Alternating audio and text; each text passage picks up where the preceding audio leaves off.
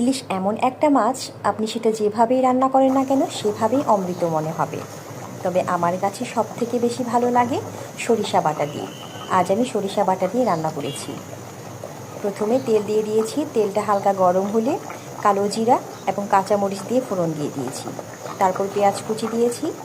পেঁয়াজটা হালকা ভেজে নিয়ে পেঁয়াজ বাটা, রসুন বাটা এবং কাঁচামরিচ বাটা দিয়ে দিয়েছি।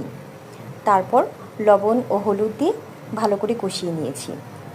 ইলিশ মাছ এমন একটা মাছ, এতে বেশি মশলার প্রয়োজন হয় না। বেশি মশলা দিলে ইলিশ মাছের স্বাদটাই নষ্ট হয়ে যায়।